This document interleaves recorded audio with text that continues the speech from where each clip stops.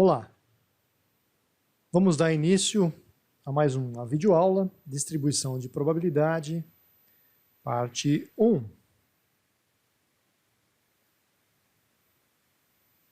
A distribuição normal é uma distribuição de probabilidade contínua.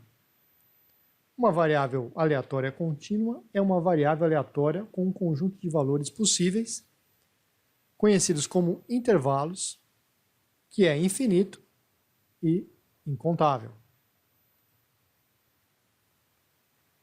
Se é contínua, não tem sentido fazer a pergunta: ao sortear um indivíduo adulto de uma população, qual a probabilidade que este tenha 175 centímetros de altura?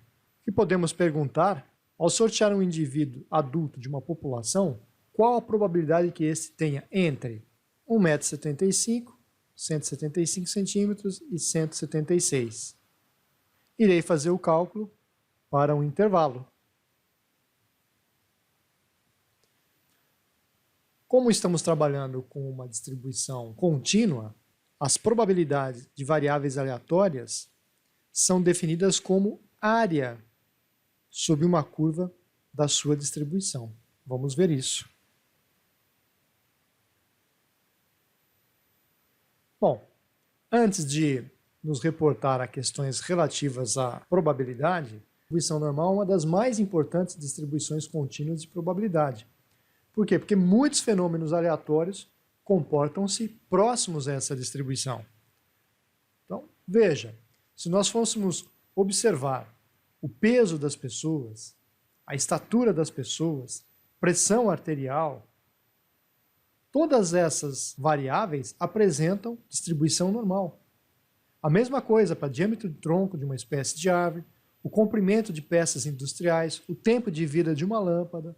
Todas elas são exemplos de variáveis que apresentam distribuição normal. E aí está a cara da distribuição normal. Então, imagine que nós estamos avaliando a variável peso ao nascer de crianças, né? Estamos avaliando em quilos. Então, nós temos de 2,6 a 2,8 quilos, de 2,8 a 3 quilos, de 3 a 3,2 e assim sucessivamente.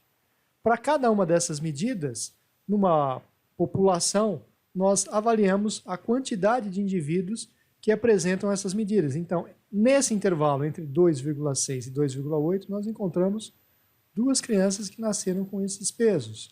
Entre 2,8 e 3, 6. E assim sucessivamente.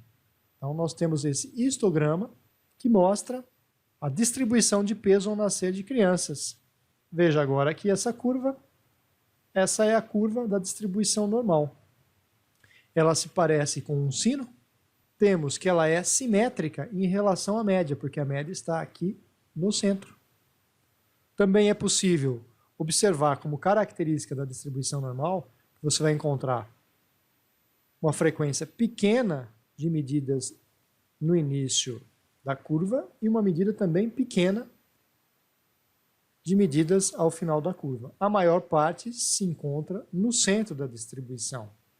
Essa é a distribuição normal para esse conjunto de exemplos que nós estamos dando e tantos outros. A distribuição normal depende de dois parâmetros. A média da população, que é μ, letra grega para indicar população, e desvio padrão, sigma. Com esses dois resultados, eu caracterizo muito bem minha distribuição normal, que apresenta uma interessante propriedade. Veja na figura. Como nós temos uma variável quantitativa contínua, nós podemos calcular a sua média e podemos calcular também o seu desvio padrão.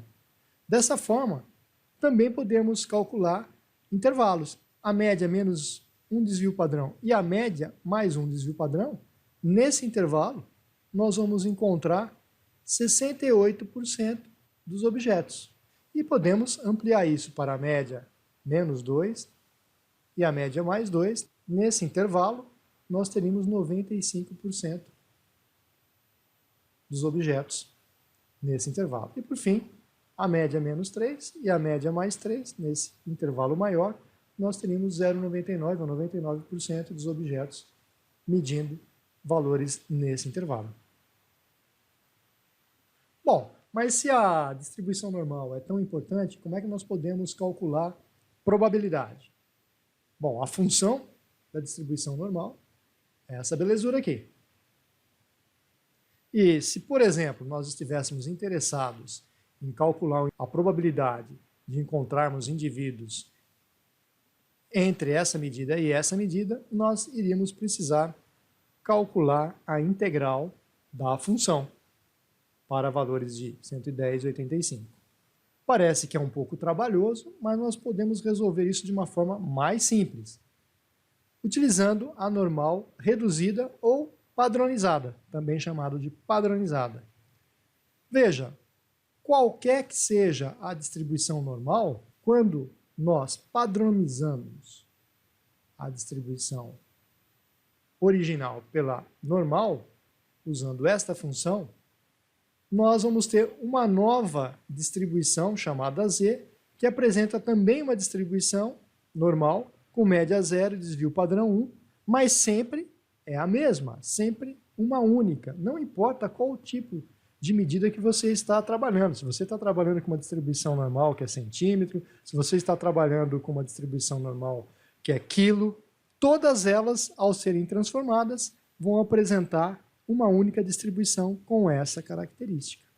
Portanto, a partir dessa distribuição, que é a distribuição Z, né, como ela é única, foi feito o cálculo da probabilidade para várias áreas, para vários intervalos. E esses intervalos e as suas respectivas áreas, que são probabilidades, foram tabeladas. Então, a partir do valor de Z, veja, você pode ir numa tabela e a partir do valor de Z, né, você pode encontrar a probabilidade. Melhor, essa tabela ela se encontra no software que nós iremos utilizar. Então, como resumo, é importante frisar que a distribuição normal apresenta a forma de sino. Nós podemos olhar ao lado a figura. É simétrica em torno da média, é determinada por dois parâmetros, μ e sigma.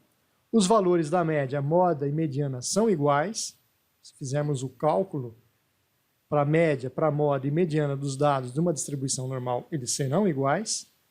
E a área total sobre a curva é igual a 1 ou 100%. E ainda, né, a metade, se é 100% tudo, metade é 0,5 ou 50%, se você preferir. 0,5 para o outro lado, ou 50%. Até a próxima. Abraços!